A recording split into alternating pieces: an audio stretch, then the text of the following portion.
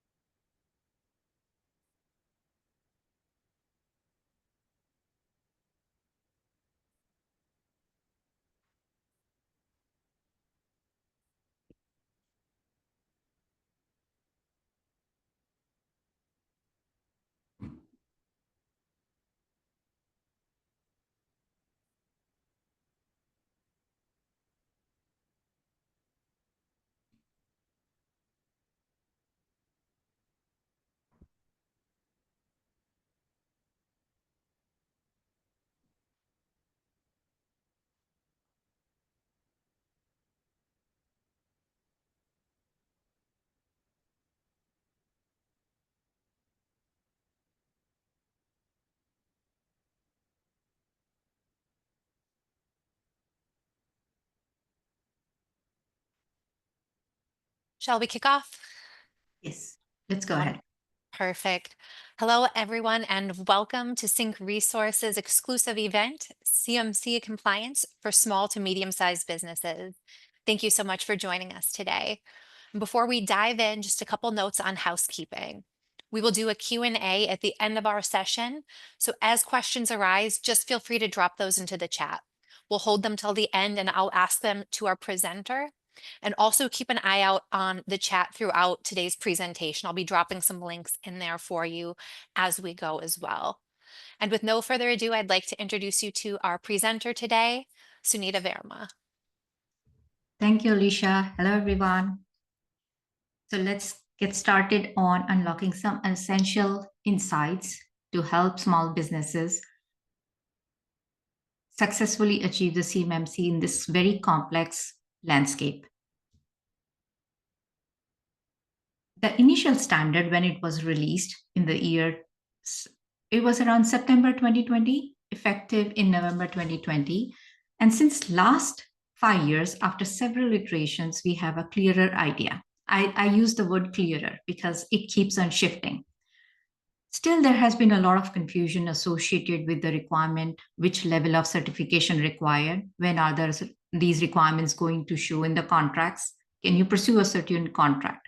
What is the scope, the tools or the documents needed, and much more.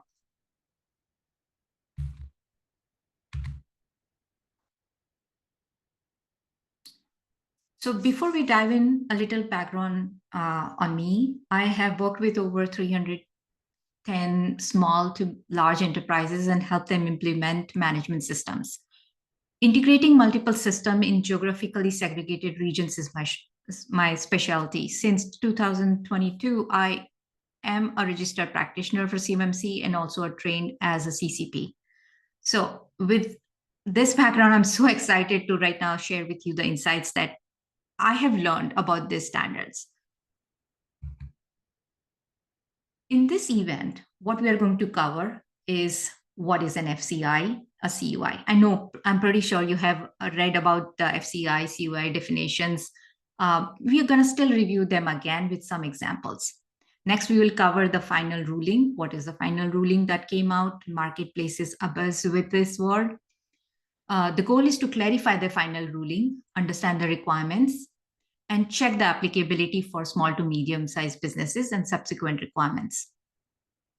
Then we'll go over what are the specific requirements when selecting the tools, working with subcontractors and third-party providers. We'll look at the scoping and the documentation for level 1 and level 2. And if you watch till the end, we will also share with you a CMMC gap assessment checklist with the answers. When I say the answers, meaning they have the effective evidence that are required to be shared, the procedures, the interview questions, and so on and so forth. So please note this information is consistent with the changes that went into effect on January the 2nd, 2025.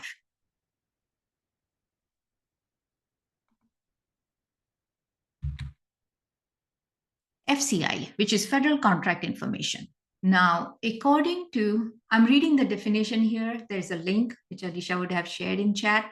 The Federal Acquisition Regulation 52-204-21 states that FCI is the information not intended for public release that is provided by or generated for the government under the contract to develop or deliver a product or service to the government, but not including information provided by the government to public, or simple transactional information such as necessary to process the payments.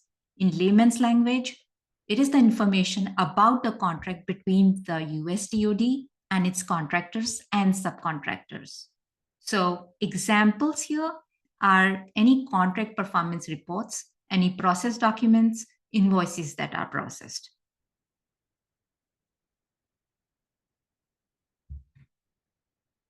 CUI. Control unclassified information. Title 32 CFR states that CUI is information that the government creates or processes, or that an entity creates or processes for on behalf of the government, that are law, regulation, or government-wide policy requires or permits an agency to handle using safeguarding or dissemination controls. In layman's language, any data that must be controlled due to law, regulation, or executive order, but has not reached the level of becoming classified national security. There is in NARA, there is an archive list which has a registry of all the categories which are called CUI. Now, examples here are the personally identifiable information, PII, sensitive personally identifiable information, SPII, proprietary business information, PBI, unclassified control technical information, UCTI, and sensitive but unclassified, SBU. These are a few examples. The entire list, as I mentioned, exists in the archives.gov. So having a brief understanding of FCI and CUI, because these are the verbiages we will be utilizing a lot, let's get into looking at the current model. This is the model which is now with the version 2.0, what is required. So the current version has 3 levels.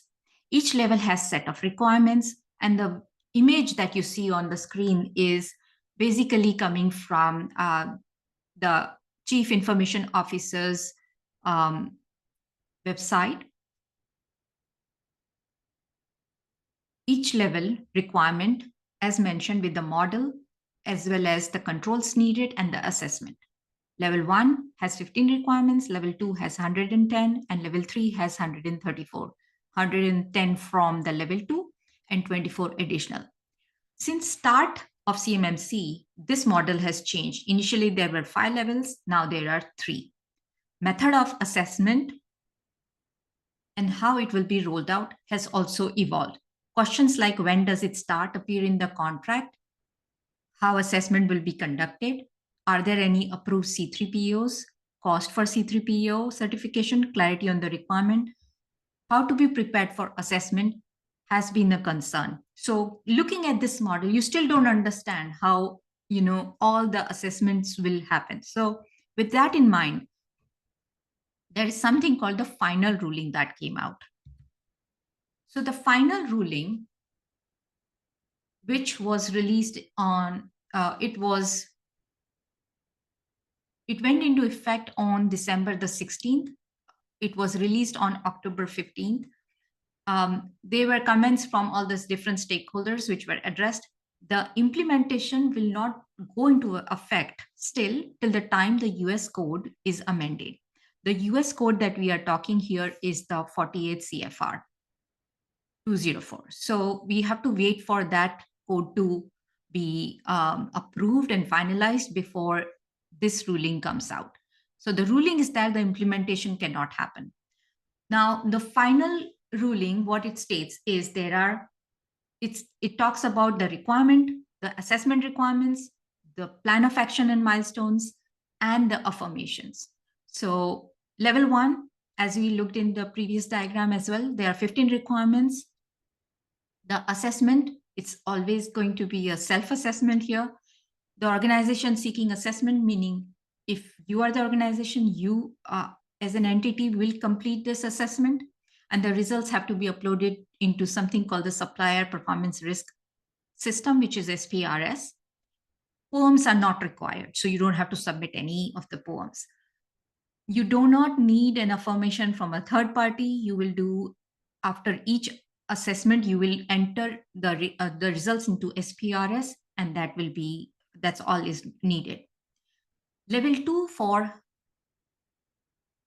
self, as well as level 2 has another part to it where it is assessed by a third party C3PO.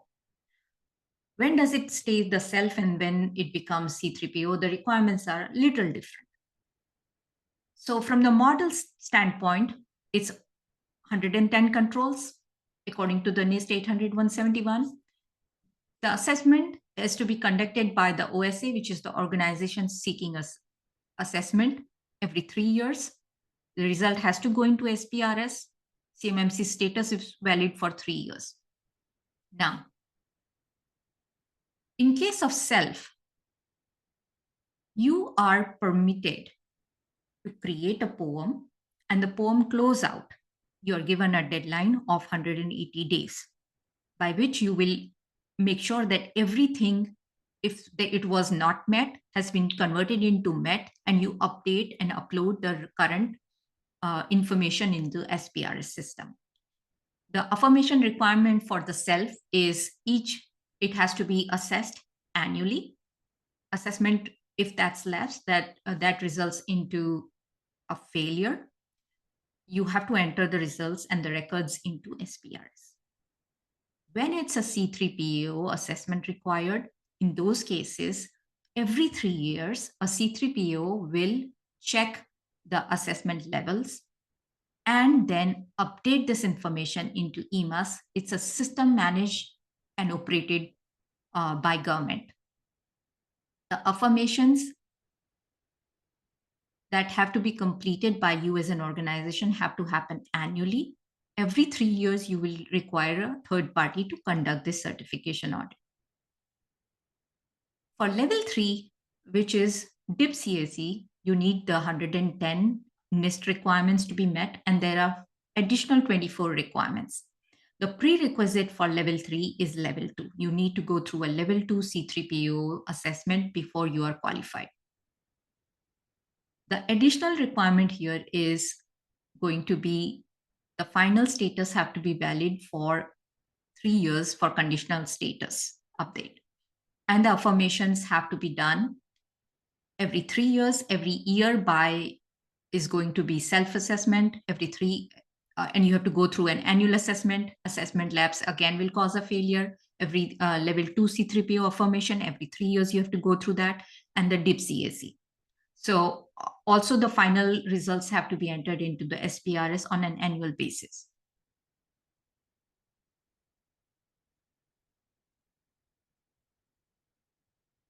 Now, this is a lot of information about the final ruling. And it says that, okay, everybody has to start doing this work. But by when? Because there is no timeline here. This has been tied to a timeline by from the Chief Information Officer website. They rolled out something in 2 phases. So the final ruling, it will be rolled out through phase 1, 2, 3, and 4. And each of these phases is going to be in the next 36 months. But there is another layer to it, which is that it cannot be finalized. The final ruling, though it comes now, the implementation within the contract will happen when the code is approved. So the rollout, which happened on the 2nd of January 2025 for the phase 1, requires self-assessment and attestation for all contracts. So according to 48 CFR 204 acquisition rule, expected to be finalized by mid of this year, that's when you will start to see it will say the solicitations will require level 1 or level 2 self-assessment. So you are required to do something by yourself.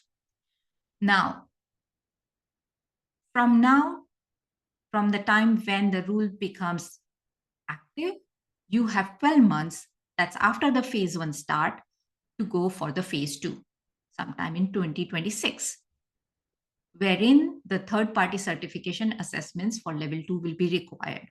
Now, this is dependent on the level 1 rollout, the phase. So the law has to be first made active, and then this will happen. The phase 3, which happens 24 months after the phase 1, which is 2027 now, will require C3PO certification for renewal, because that will be the option year that will kick in, or the extensions that will happen for the existing contracts. And by the year 2028, this is the phase 4, which concludes the CMMC requirements for all DoD solicitation and contract. So please be watching out for the mid of this year when the rule or the code will be finalized.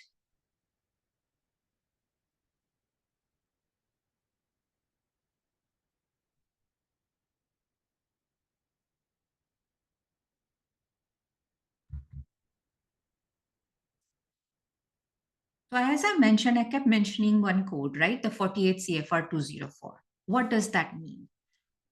There is a link that is being shared.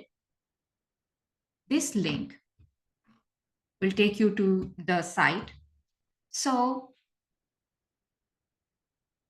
when CMMC requirements are applied to a solicitation, contracting officers will not make an award or exercise an option or extend the period if the contractor does not pass the result of the certification. So DoD will require specific CMMC level requirements or in all the solicitations. So if you don't meet that requirement, then you cannot go for that particular solicitation or contract. Now, this applies to all the current defense industrial base, which is around 200,000. The entire DIB is around 365,000, out of which CMMC will be only right now be applicable to 200K preferred vendors. Few snippets of this final rule are over here. The reason, you can go ahead and review it. The reason these snippets I have secured is it's very directly communicating to you as a contractor or organization seeking assessment to share what will be required.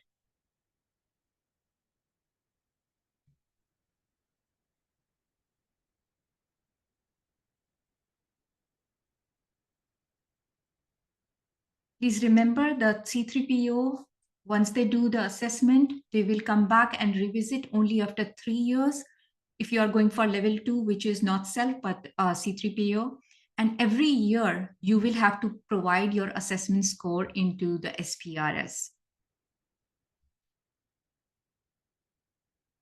One point I want to make in the final ruling I am showcasing on this slide is the only exclusion is, if you read, is someone who provides as part of the contract only COTS item. So if you as an organization is only providing commercial off the shelf purchase items, then you will be excluded.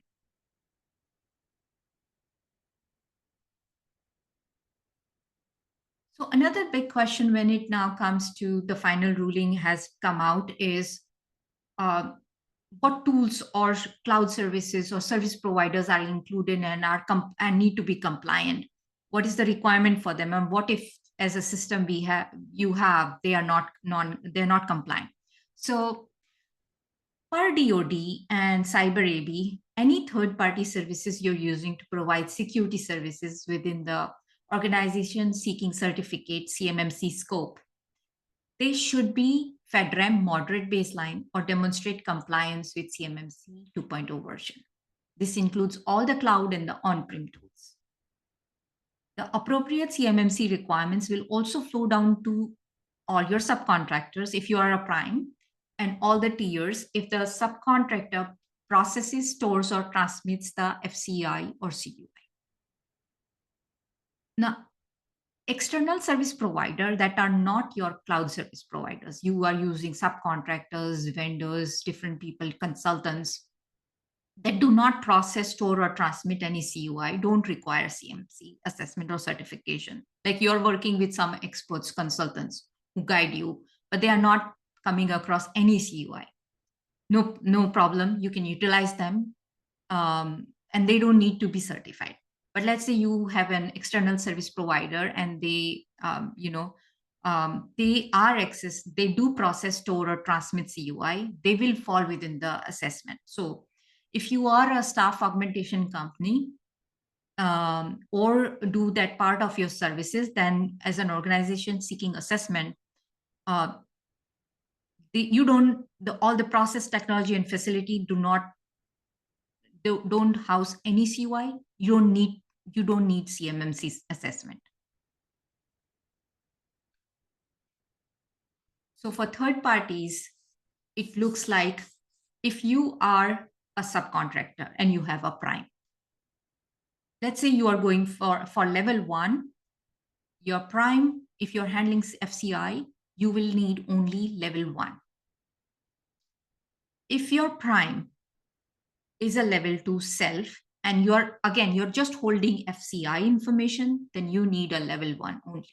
If you're handling CUI information, then you need the level 2 self. If your prime is a C3PO, they have a level 2 by C3PO, and you're still holding FCI, you just need a level 1. But if you are anyways coming across any CUI information for that matter, then you will also need a third-party certification. If your prime is a level 3, very clearly, and you're holding only FCI information, you need a level 1, a self level 1. If you have CUI, again, you will just need level 3 by C3PO. Now, all the level 3 C3P by C3PO will come into effect only after the time when the code becomes active. It's finalized in its active. Right now, it's in draft mode.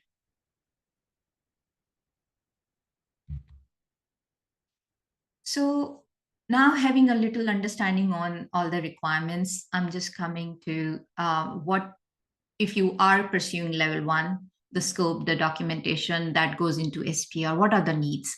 For level one, there is no documentation requirement. So you don't need to have a lot of procedures. You don't need any of them for the in scope, out of scope, or specialized assets. Now, assets in scope for level one is defined by the 32 CFR, are all the assets that either process, store, or transmit the FCI. So I've been using these words, process, store, and transmit, to clarify processing is FCI is used by an asset. You edit, you generate something, or you manipulate or print that information. Storing is at rest. So this can be electronic media. On an electronic media, this can be a memory component, or it can be on a paper format stored into one of the offices or drawers. Then transmitting is in transit. So this can be in using a physical or a digital transport methods. Now, all of the assets are assessed as part of level one. The primary result of the assessment of level one is a report. That is what it is. It's just a report. So if you're using a checklist, it's a report that gets generated with the finding associated with the self-assessment. You don't need a poem, as I mentioned, to verify and validate that you as an organization meet the requirement. Evidence need to exist that demonstrates that you have fulfilled the objective of the level one. Now, because it's a self-assessment, your objectives can be met in multiple ways. It's not just one way you can go about it. You can go through documentation, you can create documentation, you can show via evidence through the computer, your computer configuration. You can take some screenshots, network configuration, some training, and you can utilize a variety of these techniques, including the 3 assessment methods which the standard 800-171 defines, which is examine, interview, and test, just to ensure that you meet the requirement of level one. Now, there are 15 requirements and you have to score 100. There's none of those requirements which you can say not applicable or I can't meet this requirement for such and such thing. For level two, the requirement is a little different and you have to define the scope. The scope gets defined into asset categories. There are 4 basic asset categories. You have to define what are the CUI assets. You have to define what are the security protection assets, contractor risk managed assets, specialized assets. And also you have to define what are the out of scope assets. Now, the scope can be done in a variety of manner. This is something which the Chief Information Officer website has aligned with. So we all reference this.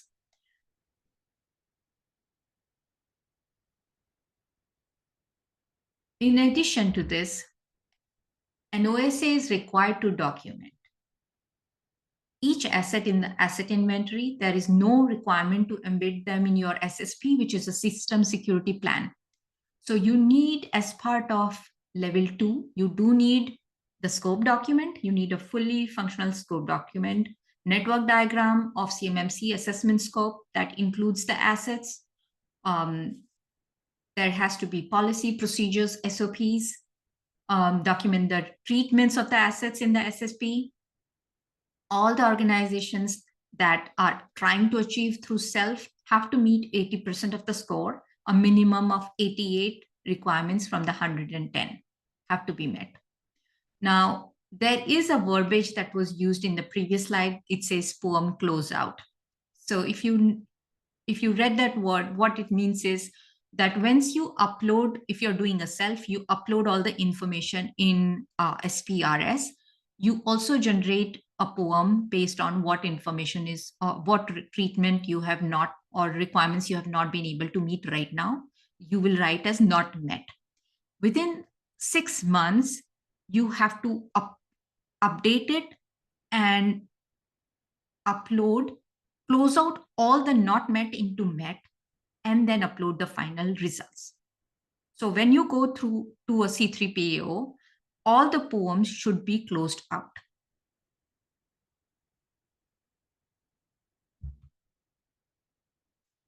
implementation of these requirements. There are some guidelines I would like to share with you based on so far the learning that we have had as implementers of these standards.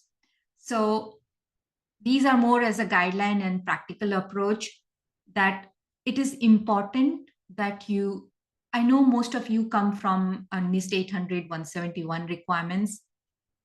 Implement all the sub requirements for each control. Assessment requires all the controls to be graded as met only if the sub requirements are being fully completed. So, for example, in NIST 800 171, the access control L2 3.1.12 control remote access, you have to monitor and control remote access. If you just completed the NIST 800 171 at the high level, you will say, okay, we have a policy of remote control, how you control the remote access, and this is the assigned person. But in CMMC, there are 4 requirements. It goes like remote access sessions are permitted, types of permitted remote accesses are identified, remote access sessions are controlled, remote access sessions are monitored. So each requirement has sub requirements, and you have to meet all of them. So even if you miss one of them, that means the entire control you're not meeting. So very important to note, this is a very big difference than what people had generally understood. Secondly, it is advisable. Now I'm going towards the documentation because there are 110 controls and there are a ton of documentation for level 2. So it is, again, this is coming from what we have seen in the industry, that keep your documentation as a tiered structure. The reason being, the policies and the procedures, keep them separate. Don't try to merge cram everything in one document and say, this is our policy and procedure. Policies like acceptable use, access control, all these are written at a higher level. Similarly, procedures are more detailed versions, and they go into who does what. So you want to keep them separate. That allows, because some of these policies, you will have a lot bigger pool of people acknowledging it. And procedures apply to the implementer of this task as opposed to the broader masses. Both of these document type have to be approved by top management. Addition to this, there is something called the SOPs or work instructions of how the IT team or the network team operates, and they come up with the technology controls. Like these are the auditing, the system access control, the logging, the information transfers, and so on and so forth.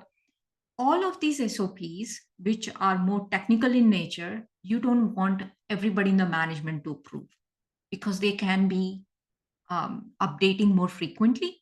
So it is advised that you keep it only to be approved by the IT team or the IT manager and keep them segregated. So for sure, a document tier is the most helpful here because you will create like a structure which gets changed, updated, some of these documents more frequently than the others. I know this is a lot and there are a ton of questions, but I'll take that in a few more minutes.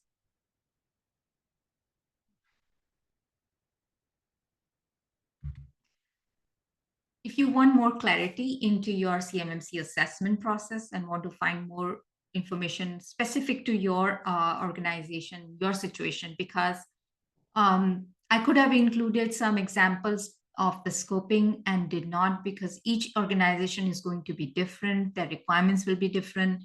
Like L2, we do not need we need in scope, out scope, but for L2, we need those 5 broad categories. So if you need more help with defining the scope, reviewing documents, consistency, final SPRS, reviews prior to submittals, please feel free to reach out and set up a no obligation call with Alicia. The link is provided here, and please look out for the checklist that we are going to send to you. The checklist has the answers as an assessor we would be looking for. It's supremely helpful for you to know, because sometimes what happens, you think that, oh, I have the answer, and the assessor is looking for a completely different thing. So utilize that, as it's a great tool. And let us know if you have any more questions. Thank you for listening, and we are good to take any questions now. Unless any appear in the chat in the next minute, we don't have questions yet today.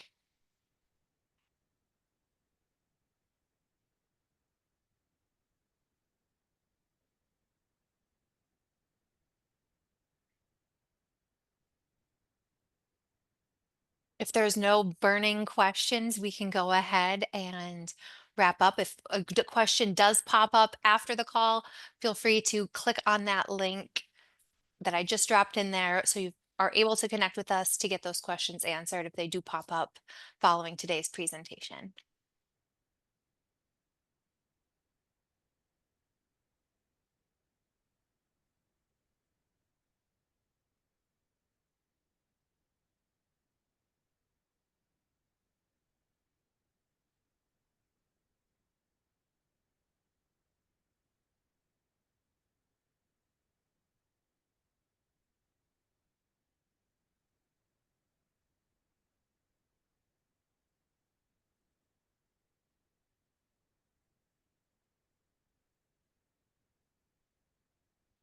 Presentation must have been so thorough that there were no questions. Perfect. All right. Thank you much, everyone. And we'll be sending out that the Excel shortly. Yes. Thanks, y'all. Bye bye.